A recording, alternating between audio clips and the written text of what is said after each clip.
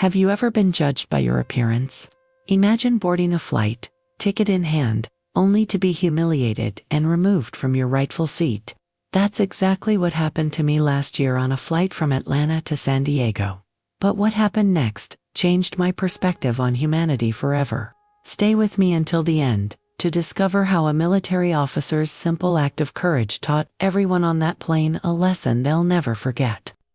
Welcome to Honor Echoes, where we share powerful stories of veterans who continue to impact lives long after their service. If you want to hear more stories that will restore your faith in humanity and remind you of the sacrifices our veterans make, hit that subscribe button right now and join our community of over 100,000 patriots who honor those who served. It was a chilly December morning at Hartsfield-Jackson Atlanta International Airport. The holiday rush was in full swing, with travelers hauling overstuffed suitcases and children clutching their favorite toys as they navigated the crowded terminals. I had just spent the past week visiting my sister in Georgia and was heading back home to San Diego. I'm not what most people would call a frequent flyer. In fact, I typically avoid air travel whenever possible. It's not the flying itself that bothers me, it's the cramped spaces, the recycled air, and the general sense of being trapped with strangers for hours on end. But this time was different. My sister had surprised me with a first-class ticket as an early Christmas gift.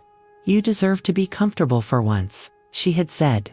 I had never flown first class before, and despite my reservations about flying, I found myself looking forward to experiencing the luxury. I arrived at the airport 3 hours early, as anxiety about missing my flight has always been my constant companion. After making it through security with minimal hassle, a miracle during the holiday season, I found myself with plenty of time to spare. I wandered through the terminal, stopping at a small bookstore to pick up something to read during the flight. I settled on a thriller that had caught my eye and made my way to my gate. As boarding time approached, I became increasingly aware of my appearance. I had dressed for comfort rather than style, worn jeans with a small tear at the knee, an old flannel shirt that had seen better days, and my trusty work boots that were scuffed and weathered from years of use. My hair was pulled back in a messy bun, and I hadn't bothered with makeup. Next to the business travelers in their crisp suits and the vacationers in their fashionable attire, I felt distinctly out of place. When the gate agent announced that first-class passengers could begin boarding, I gathered my belongings and approached the gate. The agent glanced at me, then down at my boarding pass, then back at me again. Her brow furrowed slightly before she plastered on a smile that didn't quite reach her eyes. "Boarding pass, please," she said, her tone clipped and professional. I handed over my boarding pass, which she scanned quickly. The machine beeped in confirmation, and she handed it back to me with a tight-lipped smile. "Enjoy your flight." As I made my way down the jet bridge, I could feel the curious glances of other passengers behind me. I tried to ignore the whispers, focusing instead on the excitement of experiencing first class. I found my seat 2A, a window seat with ample legroom, and a plush leather chair that seemed to envelop me as I sat down. I stowed my small carry-on bag under the seat in front of me and settled in, already feeling the tension in my shoulders begin to ease. The flight attendant, a woman in her mid-40s with perfectly coiffed blonde hair and a practiced smile, approached me with a tray of drinks. "Would you care for a pre-departure beverage?" she asked, her gaze sweeping over my casual attire. "Water would be great, thank you," I replied, trying to sound confident despite feeling increasingly self-conscious.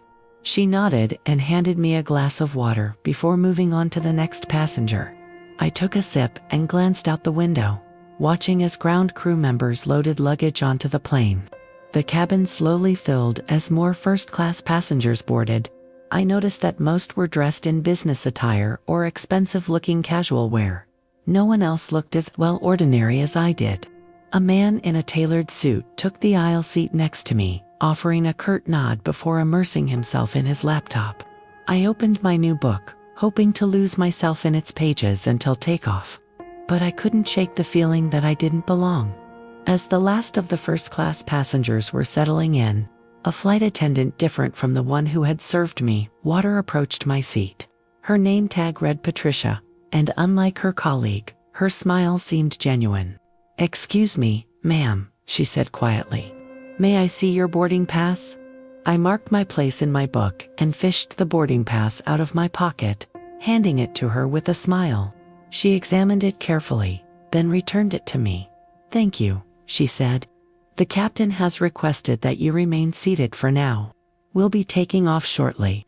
I nodded, relieved that everything seemed to be in order, and returned to my book.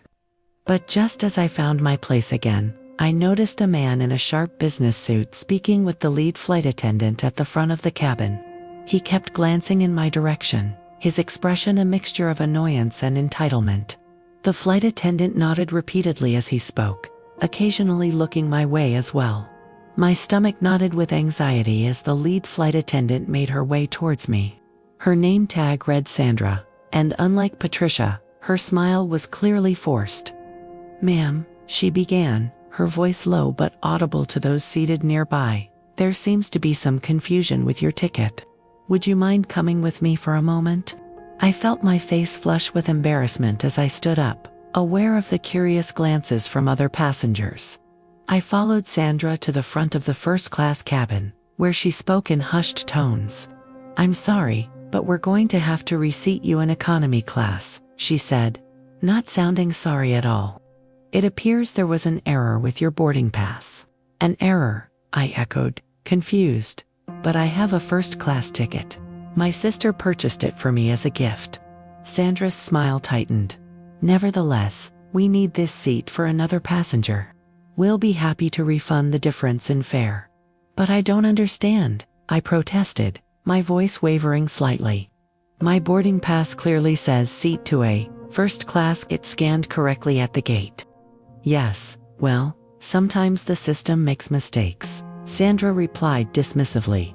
"Now, if you'll come with me, we'll find you a seat in economy." I felt a lump forming in my throat as I realized what was happening. It wasn't a mistake or a system error. They simply didn't believe that someone who looked like me, dressed in worn clothes with no makeup and messy hair, belonged in first class. I was being judged solely on my appearance. I was about to argue further when I caught sight of the businessman who had been speaking with Sandra earlier. He was watching the exchange with a satisfied smirk, already eyeing my seat. My heart sank as I realized this was a battle I wasn't going to win. With as much dignity as I could muster, I retrieved my carry-on from under the seat and prepared to follow Sandra to economy class. As I turned to leave the first-class cabin, a deep voice called out from a few rows behind me. "Excuse me, flight attendant. There seems to be a problem." I turned to see an older gentleman rising from his seat.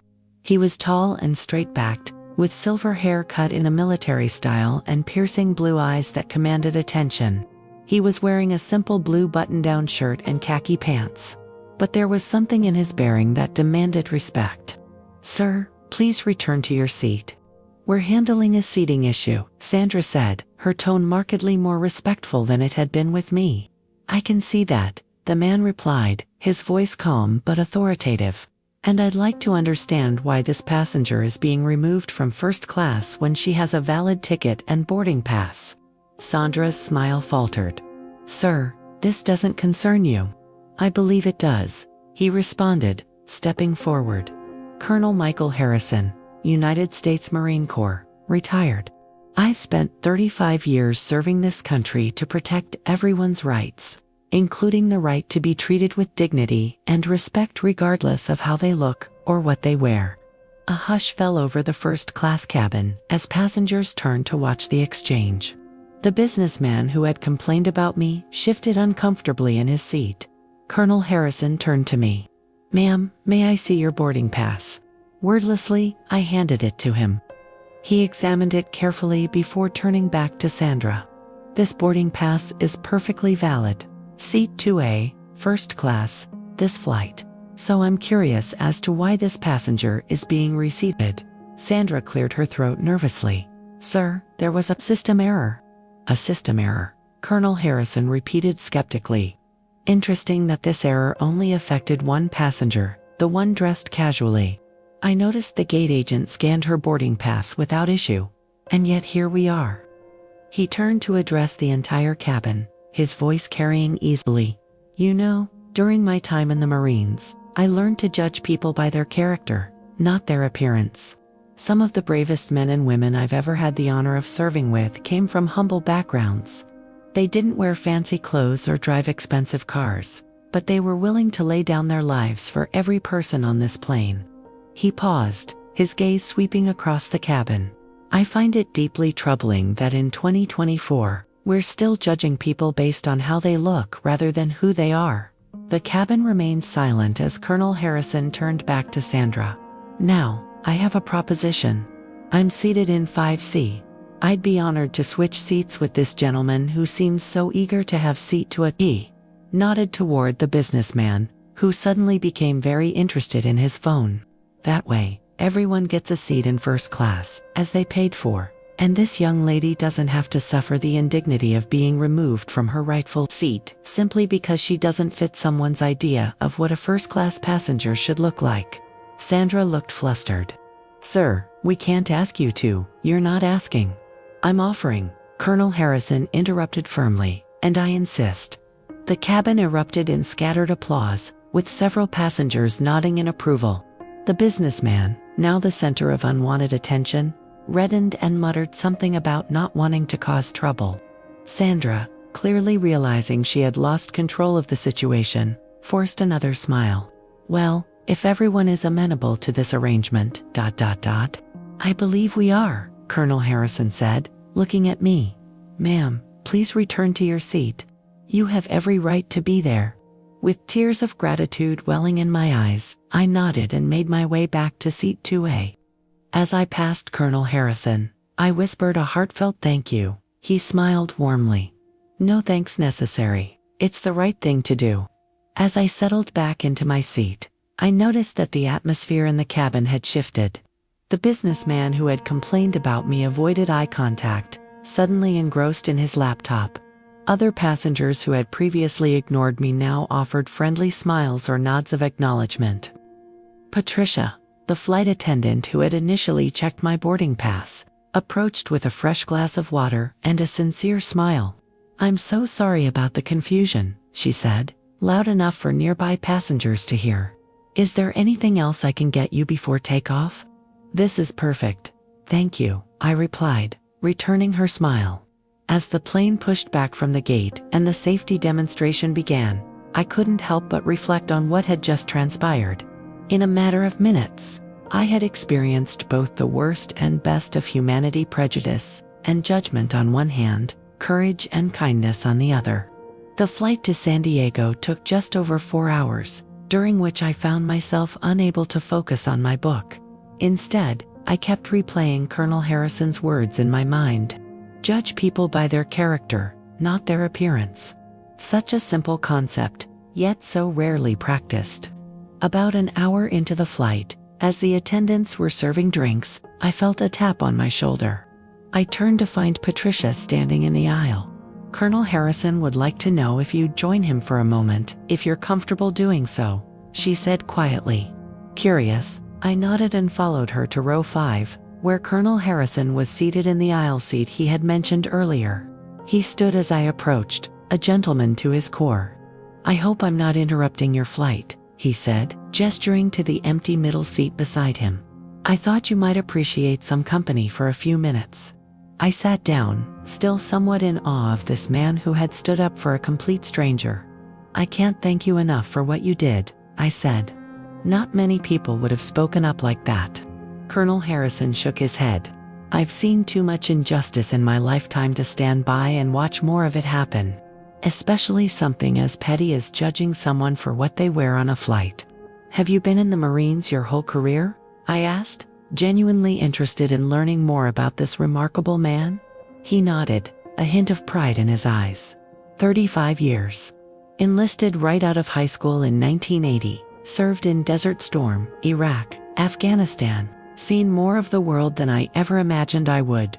Thank you for your service, I said, the words feeling inadequate for the sacrifice he had made.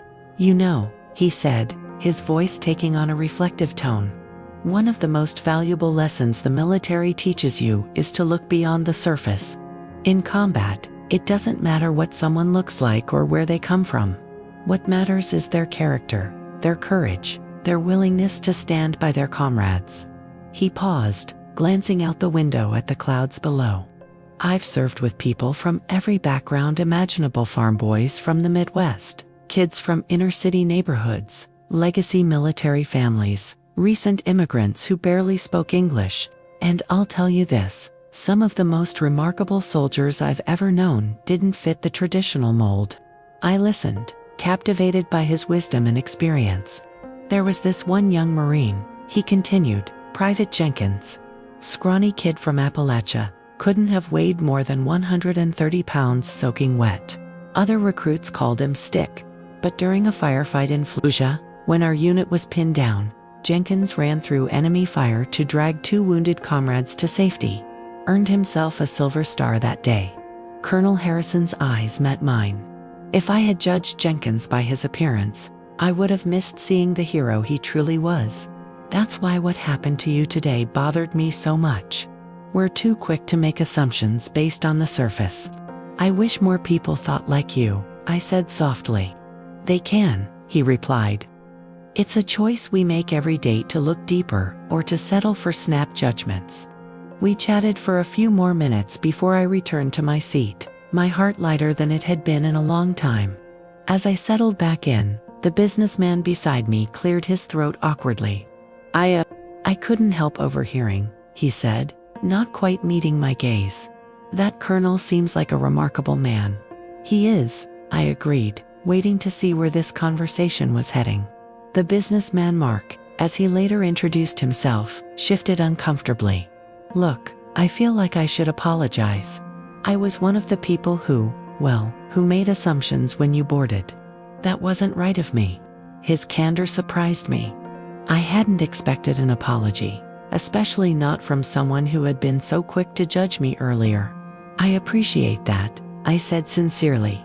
"It takes courage to admit when we've made a mistake." Mark nodded thoughtfully. "My father was in the army.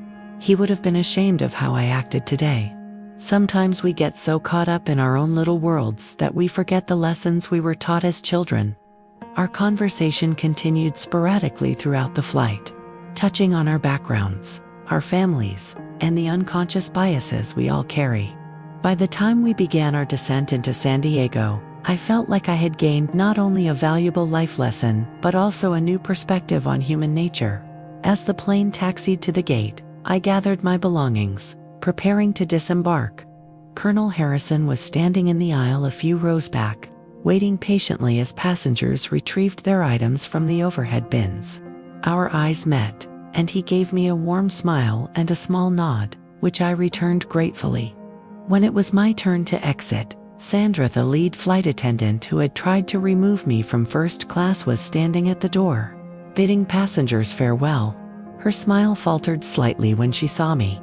"I hope you enjoyed your flight," she said, her tone professional but lacking warmth. "It was quite educational," I replied evenly, meeting her gaze. "Thank you for the experience." As I made my way through the terminal toward baggage claim, I spotted Colonel Harrison walking a short distance ahead of me. I quickened my pace to catch up with him. "Colonel Harrison," I called. He turned, his face brightening when he saw me. "Ah, there you are. I was hoping to catch you before we went our separate ways." "I wanted to thank you again," I said. "What you did today, ... It meant more than you know." He shook his head modestly. "You don't need to keep thanking me. But I am curious what takes you to San Diego." "I live here," I explained. "I was visiting my sister in Atlanta for the week. She's the one who surprised me with the first-class ticket." "A generous gift," he remarked. "And what do you do here in San Diego, if you don't mind my asking?" I smiled, knowing my answer might surprise him. "I'm a pediatric surgeon at Rady Children's Hospital, specialized in cardiothoracic surgery for infants."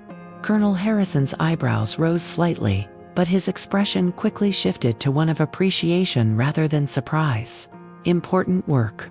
Saving lives before they've barely begun." "I try," I said simply. "And you? Are you visiting San Diego or returning home?" "A bit of both," he replied. "I retired here 5 years ago, but I've been in Washington, D.C. for the past month, consulting with the Pentagon on veteran support programs. Coming back to the sunshine and ocean breeze feels like coming home. We walked together toward baggage claim, sharing stories and insights.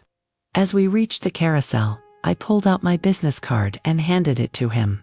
"If you ever need anything, medical advice, a friendly face, or just someone to have coffee with, please don't hesitate to call," I said.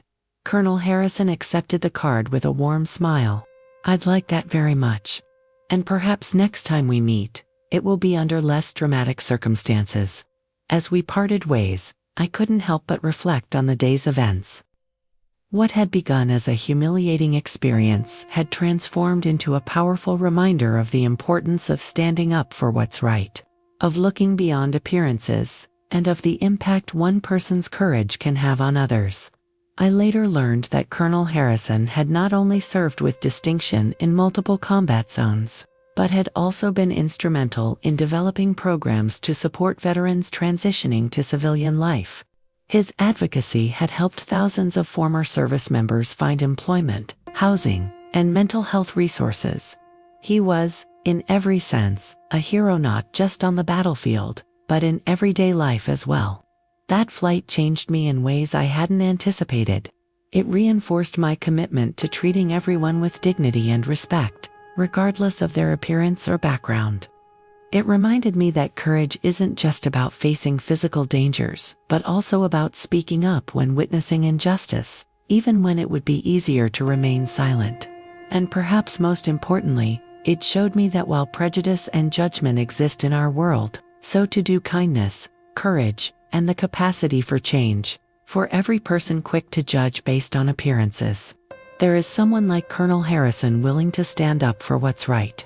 In my work as a surgeon, I deal with life and death situations daily.